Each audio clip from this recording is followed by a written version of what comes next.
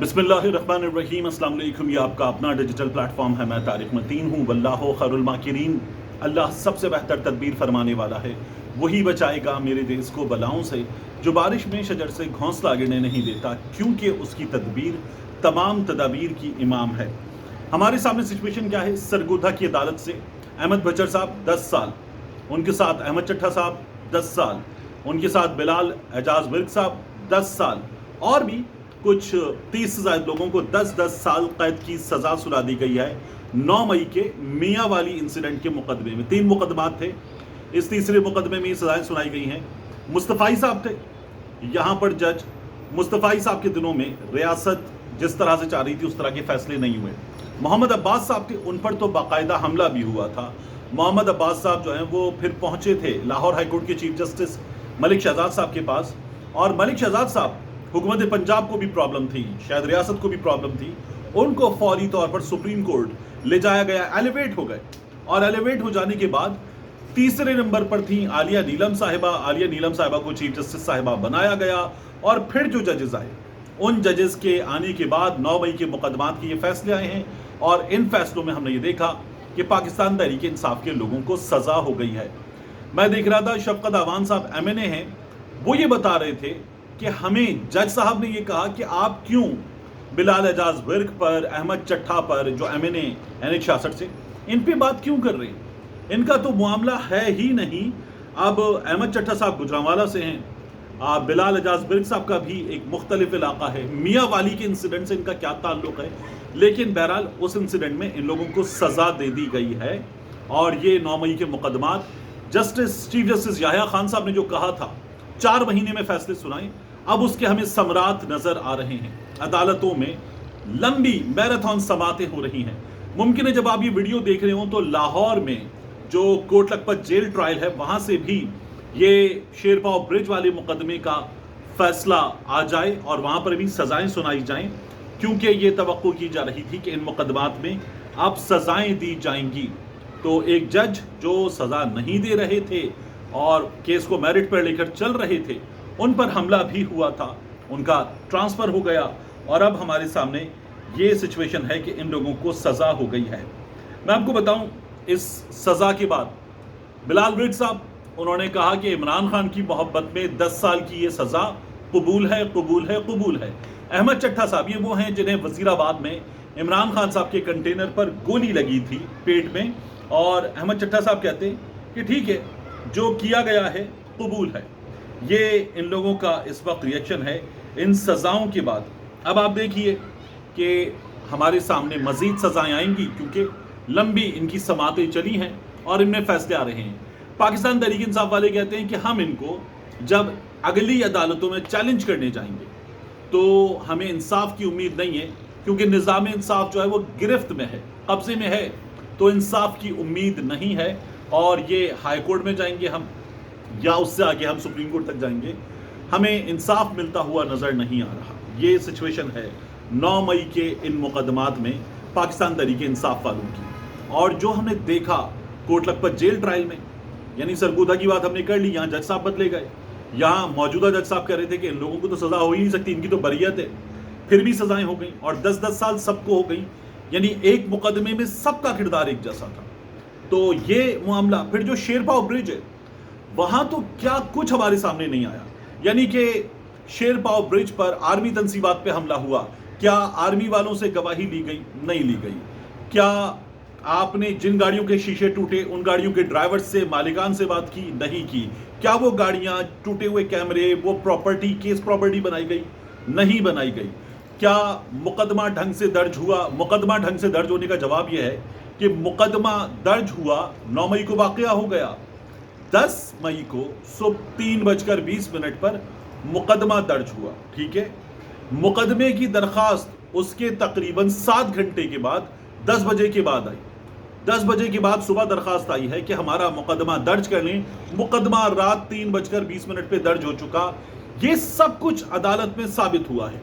ये वो अदालत है जहां पर एक अदद गवाह ने ये कहा कि मैं नहीं कहूंगा अपने मुंह से कि अगर मैं झूठ बोलूं तो मुझ पे अल्लाह का कहर नाजिल हो। मैं यही अल्फाज कहूंगा कि अगर मैं झूठ बोलूं तो अल्लाह मुझसे नाराज हो। और वहां पर फिर اگلے روز سماعت ہوئی اور اس نے کہا کہ مجھ پہ اللہ کا قہر نازل ہو.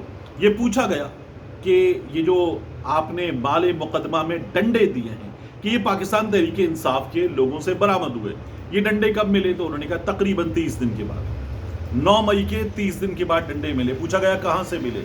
جواب دیا گیا گرین بینڈ سے. تو پوچھا گیا کیا لاہور میں کینٹ کے علاقے میں روزانہ صفائی ہوتی ہے؟ انہوں نے کہا جی روزانہ صفائی ہوتی ہے. پھر پوچھا گیا پھر بھی یہ تمام ڈنڈے جو تھے یہ وہاں پر موجود تھے 30 دن تک؟ جواب دیا گیا جی وہاں موجود تھے. یہ مقدمات ہیں, یعنی ہمارے سامنے ایسے مقدمات ہیں کہ شاہ محمود قریشی صاحب کراچی میں تھے اور وہ اس میں نامزد ہیں اور یہ چل رہا ہے. تو آپ لاہور کے مقدمات میں بھی آپ کو سزائیں ہوتی ہوئی نظر آئیں گی. پھر اگلی عدالتوں میں کیس جانا ہے. پاکستان تحریک انصاف کے وکلاء تک کہہ رہے ہیں کہ ہمیں اگلی عدالتوں میں انصاف کی امید نہیں ہے. دیکھیے کیا بنتا ہے. لاہور کا بھی ہمارے سامنے کچھ دیر میں فیصلہ آ جائے گا. اب بات جو کرنل صاحب اور ان کی بیٹی گاڑی میں سوار تھے اور ڈی ایچ اے فیز 5, یہ راولپنڈی اسلام آباد کا ڈی ایچ اے ہے, وہاں پر وہ گاڑی سمیت ڈوب گئے, لاپتہ ہو گئے. ان کی اب اس وقت حالت کیا ہے؟ ان کو بچانے کے لیے ہم نے آپریشن دیکھا, ہمیں تازہ ترین اپڈیٹس معلوم نہیں ہیں. میں ایک چیز دیکھ رہا تھا کہ ان کی گاڑی جو ہے, جب میں نے آپ کو گزشتہ ویڈیو میں فوٹیج بھی دکھائی, ذرا اونچے ایریا میں بہ رہی تھی. پھر وہ گاڑی گرتے ہوئے پانی میں ذرا اور نیچی طرف آ گئی اور پھر اس کے بعد بہتی ہوئی نکلی اور گاڑی سے ایک ہاتھ ہلا کے کوئی مدد کے لیے پکار رہا تھا. تو وہ سچویشن تھی ہمارے سامنے. اس سچویشن میں بزرگ کرنل صاحب ہیں, ان کی وائٹ داڑھی بزرگ سے ہیں, وہ اور ان کی بیٹی اس گاڑی میں تھے. کچھ نہیں پتا چلا. ریسکیو آپریشن ہم نے بڑے پیمانے پر دیکھا, which is a wonderful thing. Army helicopter بھی ہم نے دیکھا جو اس جگہ امدادی سرگرمیوں میں استعمال ہو رہا تھا. سوال یہ ہو رہا ہے کہ سوات میں 18 کے قریب افراد تھے اس چٹان کے اوپر اور 1.5 گھنٹہ موجود تھا ان کے پاس, 1.5 گھنٹہ. تو وہاں پر وہ ہیلی کاپٹر کیوں نہیں گیا اور جانا چاہیے تھا؟ میں نے آپ کو تب بھی بتایا تھا کہ سوال غلط ہے, اس لیے کہ وہاں پر کلاؤڈ برسٹ کے بعد بارش تھی. کلاؤڈ برسٹ کے بعد سی بی رینز کہتے, ان میں فلائی نہیں کیا جاتا, تو نہیں کیا جا سکتا تھا. ہاں غفلت تھی انتظامیہ کی, تو اس غفلت پہ رپورٹ بھی آئی اور لوگ جان سے گئے, بہت برا ہے. لیکن یہاں یہ پنڈی تھا, شہر تھا, درمیان تھا, یہاں پر کتنی مہلت ملی نہیں معلوم, لیکن یہاں تلاش کے لیے ہم نے ہیلی کاپٹر استعمال ہوتے ہوئے دیکھا. وہاں پر بھی ہونا چاہیے تھا. لوگ یہ سوال کر رہے ہیں, مگر میں آپ سے عرض کروں کہ یہ سوال غلط ہے, لیکن انسانی جان بچانے کی بھرپور کوشش ہونی چاہیے تھی, جو خیبر پختونخوا میں نظر نہیں آئی. لوگ پوچھ رہے ہیں کہ یہ چونکہ کرنل تھے اور پنڈی ہے تو اس لیے یہاں پر یہ تمام وسائل بروئے کار لائے جا رہے ہیں بچانے کے لیے. اور میں نے آپ سے عرض کیا تھا کہ ہمارے ہاں اس بارے میں سوچنے کی ضرورت ہے کہ لوگ ان کے ڈوب جانے پر جس طرح کا رد عمل ظاہر کر رہے تھے, وہ رد عمل یہ بتاتا ہے کہ ہمیں اپنی پالیسیز پر اور غور کرنے کی ضرورت ہے, ان میں چینج لانے کی ضرورت ہے. کیونکہ لوگ شدید مایوسی کا, نفرت کا اظہار کر رہے تھے, جو ظاہر ہے کہ کسی بھی طور ایک اچھی بات نہیں ہے.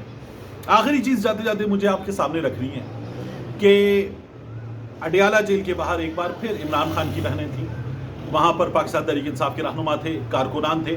آج تو پولیس نے پریزن وینز لا کر گرفتاریاں بھی کی, لیکن عمران خان صاحب سے ملاقات نہیں کرنے دی گئی. عمران خان صاحب سے ملاقات ہو تو بہت سی چیزوں کا جواب بھی آئے گا, اور جو 5 اگست قریب آ رہی ہے تو مہم کی بھی چیز ہمارے سامنے آئے گی. عدالت کی اجازت موجود ہے, لیکن عمران خان صاحب سے ملاقات نہیں کرنے دی جا رہی. عمران خان صاحب بتا رہے ہیں کہ ان کی جیل میں جو سہولیات کی حالت ہے وہ بہت بری ہے, لیکن عمران خان صاحب سے ملاقات نہیں کرنے دی جا رہی. اور اب تو یہ ہوا کہ کئی بار عمران خان صاحب کی 2 بہنوں کو اجازت مل جاتی تھی, علیمہ صاحبہ کو روک دیتے تھے. آج علیمہ صاحبہ کو بھی اور دیگر بہنوں کو بھی ملاقات کی اجازت نہیں ملی. پاکستان تحریک انصاف والے جیل کے باہر بیٹھے ہوئے تھے کہ ہم عمران خان صاحب سے ملاقات کر کے جائیں گے. ایک چیز اچھی ہوئی جو ظاہر ہے کہ ہونی چاہیے ایک سیاسی جماعت میں, اور خواتین جو سیاست میں ہیں ان کے لیے زیادہ سے زیادہ روم ہونا چاہیے, وہ ہمیں نظر آیا. سلمان اکرم راجہ صاحب اور عالیہ حمزہ صاحبہ, ان کے درمیان اڈیالہ جیل کے باہر ملاقات, ساتھ گفتگو, اور گفتگو میں تمام گلے شکوے دور ہو جانے والا ایلیمنٹ ہمیں نظر آیا. سلمان اکرم راجہ صاحب نے کہا کہ میری بہن ہے, ہم ساتھ کام کریں گے, ہم ساتھ کام کر رہے ہیں, اور ایک دوسرے سے کوئی ایسی ناراضی نہیں ہے کہ جس کی وجہ سے ساتھ کام نہ کیا جا سکے. عالیہ حمزہ صاحبہ نے بھی بتایا کہ آج نہیں ہم اس سے پہلے بھی ساتھ کام کر چکے ہیں اور گزشتہ روز بھی ہم تمام کے تمام لوگ ساتھ تھے، اور ہم اپنی تحریک کے لیے جو عمران خان اور دیگر قیدیوں کی رہائی کی تحریک ہے اس کے لیے مل کر کام کریں گے۔ ملتے ہیں انشاءاللہ آپ سے اگلی ویڈیو میں۔